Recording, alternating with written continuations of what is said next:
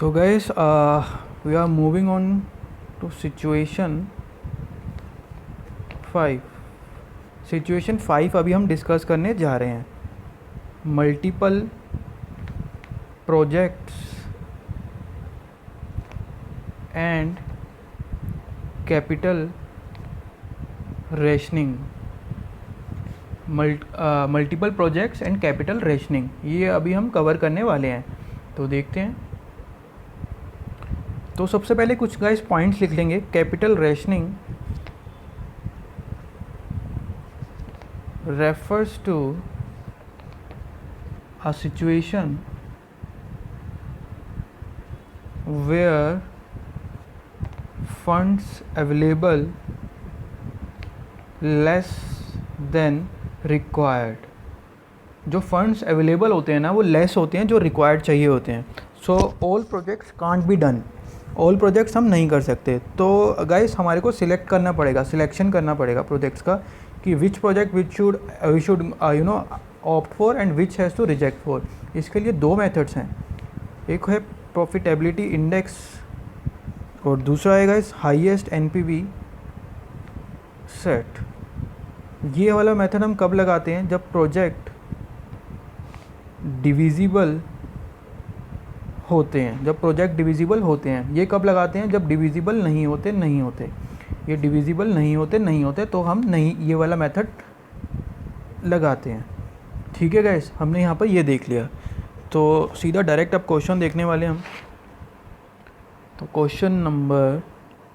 Question का guys same आपको जो लिंक है डिस्क्रिप्शन में मिलेगा, प्लीज़ उसको डाउनलोड करके उसके बाद ही देखिएगा, उससे आपको बेनिफिट होगा।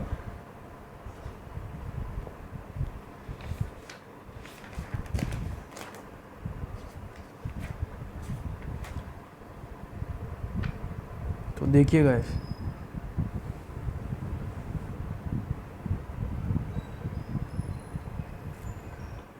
क्वेश्चन में रीड आउट करने जा रहा हूँ guys. Alpha limited is considering 5 capital projects for the year 2005 and 2006। The company is financed by equity entirely and it's cost of capital, जो चीज़ें काम की हैं उसको अभी से लिखते रहो। Cost of capital 12%। The expected cash flows of the projects R S below. Expected cash flows दिए हुए हैं गाइस, तो उसको भी एक बार लिख लेते हैं, आपके लिए ईजी रहेगा, है ना गाइस? ईजी रहेगा या नहीं रहेगा? लिखूँ या ना लिखूँ? या आप क्वेश्चन डाउनलोड कर लेना गाइस, वहीं से देख लेना यार। मैं अभी बार बार पूरा क्वेश्चन मेरे को लिखना पड़ेगा। सो इसमें लिखा हुआ है पहला पॉइंट जो हमारा काम का है, ऑल प्रोजेक्ट्स आर डिविजिबल।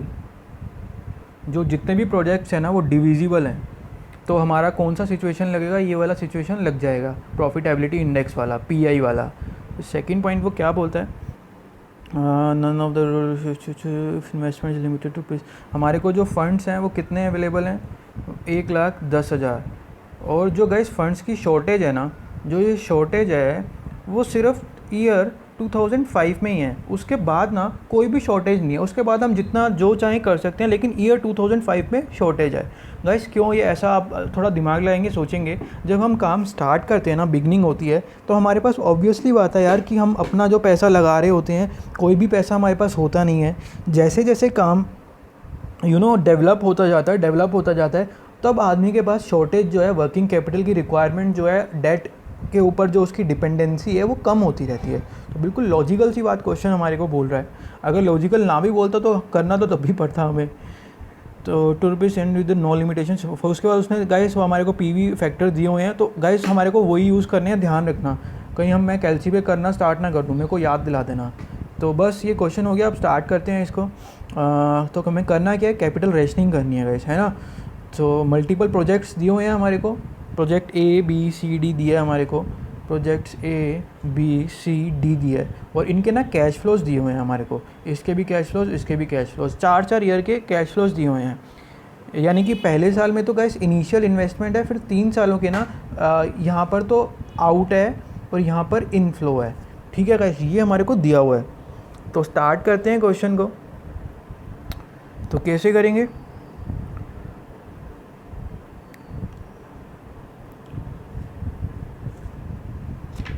मेरे को ना गाइस वो कैश फ्लोज लिखना ही पड़ेंगे, तभी आपको समझ आएगा। तो 1-2 मिनट और लगेंगे, कोई बात नहीं, लिख लेते हैं।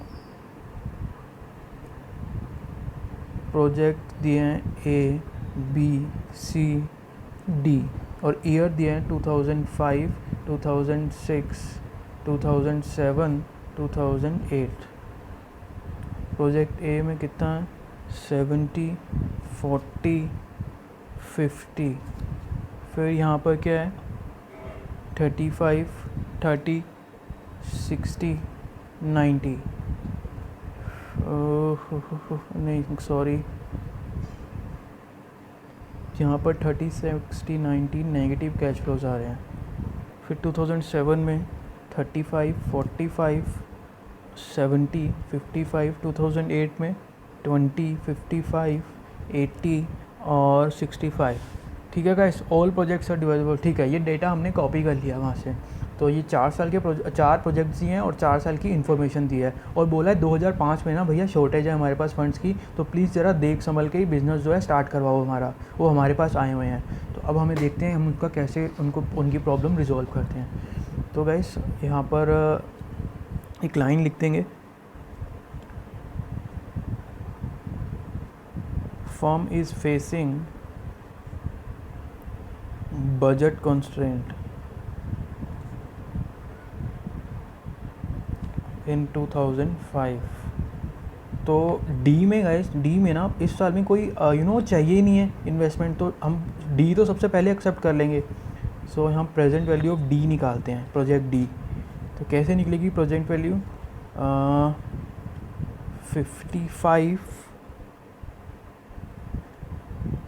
55,000 है क्या? थाउजेंड्स में है क्या? 55,000 प्रेजेंट वैल्यू फैक्टर गाइस हमारे को दिए हुए हैं। तो पहले साल इसका कुछ नहीं है, दूसरे साल का भी हम कर नहीं रहे, तो हमारे को तीसरे साल का देखना है। तो इंटू 0.8 ये गिवन है क्वेश्चन में, प्लस 65,000 इंटू 0.71, और उसके बाद माइनस कर देंगे guys initial investment. Initial investment कितना होगा? ये जो हमारे को 90 दिया है, 90,000 इंटू 0.89। तो ऐसे हमारा सॉल्व होगा। तो इसको करेंगे, जब सॉल्व करेंगे तो हमारे पास ये आएगा 10050। ये पॉजिटिव आया तो प्रोजेक्ट शुड बी एक्सेप्टेड। तो गाइस अब हमारे को ना एक प्रोजेक्ट तो मिल गया काम स्टार्ट करने के लिए। अब हमारे पास प्रोजेक्ट शुड बी एक्सेप्टेड। तो हमारे पास गाइस कितने पैसे थे? 1,10,000, और 1,10,000 की शॉर्टेज थी 2005 में। और डी वाले प्रोजेक्ट में ना काम स्टार्ट करते हुए पैसा ही नहीं चाहिए। ये तो ऑनलाइन बिजनेस हो गया कि भैया पैसा चाहिए ही नहीं। जब आप जब एक्सपेंड करोगे, वेबसाइट बनाओगे, अपना पोर्टल बनाओगे, तो तब आपको पैसा चाहिए होगा। अभी तो आप सिर्फ बेचो, स्टार्ट करो बेचना। तो यहाँ पर कुछ नहीं चाहिए, हमारे को कुछ भी नहीं चाहिए। जो हमारा जो इन्वेस्टमेंट है, इन्वेस्टमेंट हमें अगले साल में चाहिए। ठीक है गाइस, तो प्रोजेक्ट डी तो हमारा एक्सेप्ट हो गया। अब हम आगे चलेंगे।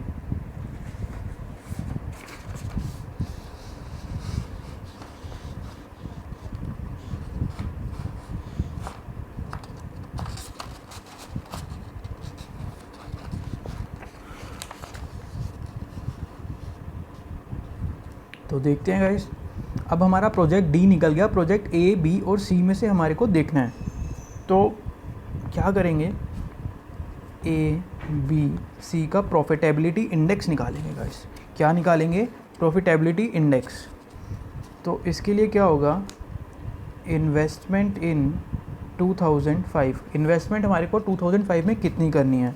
तो क्वेश्चन में गिवन है 70, 40 और 50। इन्वेस्टमेंट गिवन है हमारे को, और उसके बाद क्या आएगा? इस present value of cash inflows, जो 2006, 2007, 2008 में होने वाले हैं ना, 2006, 7, 8 3 साल में जो कैश फ्लोज होने वाले हैं उसकी प्रेजेंट वैल्यू कर रहे हैं हम। तो प्रेजेंट वैल्यू कर देते हैं, कोई प्रॉब्लम ही नहीं है। 35 इंटू, गाइस देख लो अगर आप मेरे साथ में करना है तो 35 इंटू 0.89, इसको मेमोरी में डाला। उसके बाद है 30। हमने कौन से प्रोजेक्ट की कर रहे हैं? प्रोजेक्ट ए की कर रहे हैं। 70 लाख इनिशियल इन्वेस्टमेंट थी, उसके बाद 35 आया, तो 35 को हमने कर लिया। उसके बाद फिर 35 है, 35 इंटू 0.8, ये आया। उसके बाद है 20 इंटू 0.71, तो ये आता है गाइस हमारे पास कुछ 14,20,000। ये कुछ गलती हुई है गाइस, एक सेकंड रुकिएगा प्लीज़। हम प्रोजेक्ट ए की बात कर रहे हैं ना, प्रोजेक्ट ए की बात कर रहे हैं। 2005 में उसको 70 लाख रुपए चाहिए और 2006 से 35 लाख आने स्टार्ट होंगे। तो 35,000, सॉरी हज़ारों में चल रहा है ना क्वेश्चन, ये 35,000 इंटू 0.89, उसके बाद 35,000 इंटू 0.8, फिर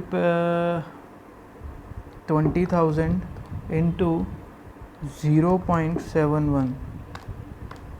तो गाइस ये आता है मेरे को, देखो एक बार दोबारा करते हैं, आपके साथ करता हूँ। हमारे को ना पहला कैश फ्लो जो दिया हुआ है, प्रोजेक्ट ए की बात कर रहा हूँ, वो 35,000 है। ठीक है गाइस, 35,000 है और 35,000 को पीवी फैक्टर से मैं मल्टीप्लाई कर रहा हूँ। ठीक है, ये आया 31,150। फिर उसके बाद कितना कैश फ्लो है 35,000। जब भी क्वेश्चन में ये दिया होता है ना गाइस कैश फ्लो, तो ये हमारे लिए मुसीबत खड़ी हो जाती है। 0.8, ठीक है, ये आया। और उसके बाद 20,000 इंटू 0.71, ये आया। और ये 73350 हमारे पास आता है। तो यहाँ पर लिख देते हैं 73350। ऐसे ही गाइस बी और सी का भी हम करेंगे। तो जब बी और सी का करेंगे ना, तो हमारे पास क्या आएगा 483350 और ये आएगा 59,400। ठीक है गाइस, अब प्रॉफिटेबिलिटी इंडेक्स निकालेंगे। कैसे करेंगे, ऊपर क्या होता है हमेशा, ऊपर गाइस एक सेकेंड,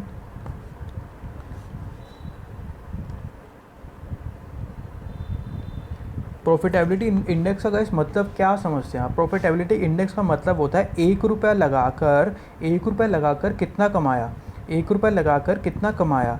तो कमाया हमने 73350, लगाया कितना 70,000, है ना गाइस।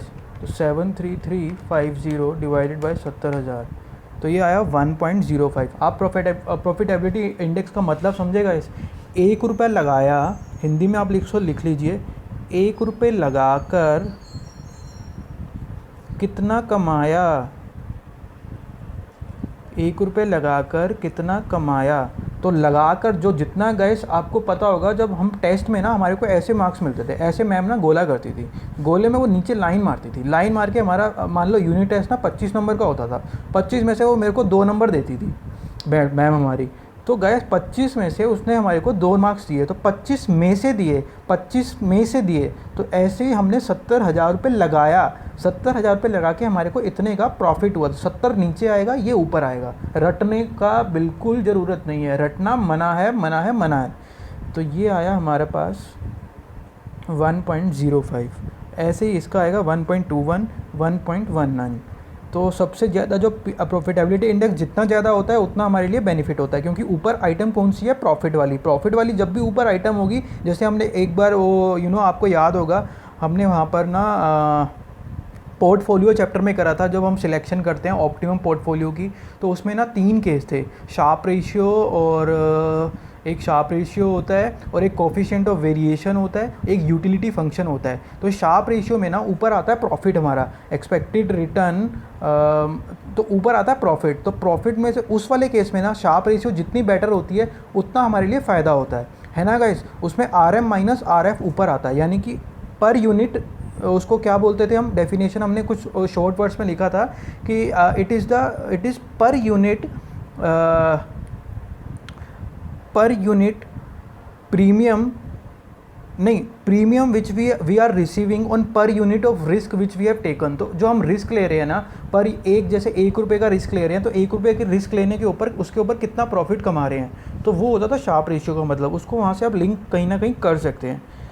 तो ये कितना आता है, ठीक है, ये हमने PI इंडेक्स लिख दिया। अब रैंकिंग कर देते हैं गाइस। रैंकिंग में फर्स्ट, ये आया फर्स्ट, ये आया सेकंड, ये आया थर्ड।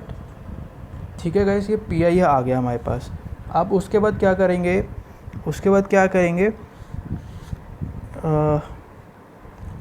हमारे पास कितना फंड था, 1,10,000। तो प्रॉफिटेबिलिटी इंडेक्स बी का कितना आया फर्स्ट, तो बी में कितना इन्वेस्टमेंट करनी है, 40,000।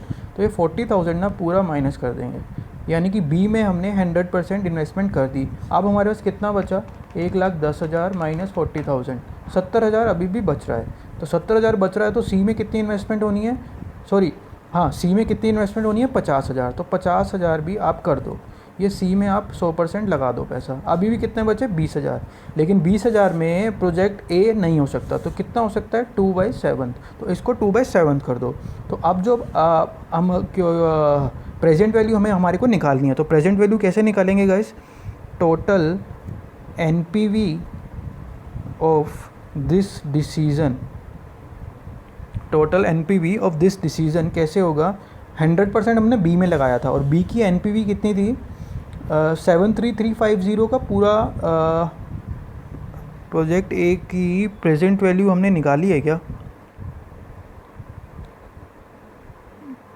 प्रेजेंट वैल्यू कहीं हमने निकाली है गाइस,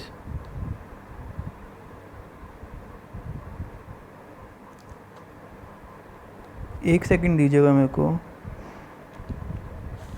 तो निकल जाएगी ना गाइस, निकालने की ज़रूरत ही नहीं है। ये हमने कैश इनफ्लोज को यहाँ पे प्रेजेंट वैल्यू करा हुआ है, और ये इनिशियल इन्वेस्टमेंट है।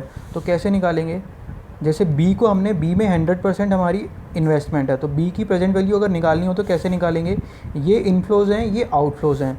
तो 483350 माइनस 40,000। ये क्वेश्चन आपको वीडियो के साथ साथ सॉल्व करना होगा, तभी समझ आएगा, नहीं तो आप देखते रह जाओगे पोज करते करते, कभी मैं ऊपर जाऊंगा कभी नीचे जाऊंगा, बहुत परेशानी होगी आपको।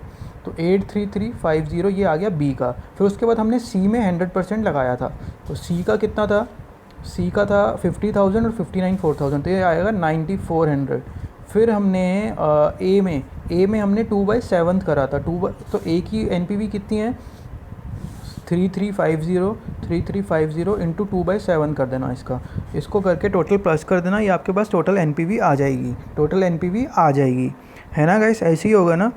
हाँ, तो ये आपकी जो एनपीवी आएगी ना, वो बी सी ए की आएगी, और डी तो हमने पहले ही एक्सेप्ट कर लिया था, ये डी तो हमने पहले ही एक्सेप्ट कर लिया था, ये 10,050 इसकी एनपीवी थी। तो इसको भी यहाँ पर डी के नाम से ना 10,050 को ऐड करके ये आपकी टोटल एनपीवी आ जाएगी। तो गैस इसी के साथ हमने कैटेगरी सिचुएशन जो है हमने 5th ख़त्म करी, तो 5 सिचुएशन बैक टू बैक हमने ख़त्म करी हैं गैस। सो आगे देखते हैं, बाकी आगे की सिचुएशन नेक्स्ट पार्ट में देखते हैं गैस।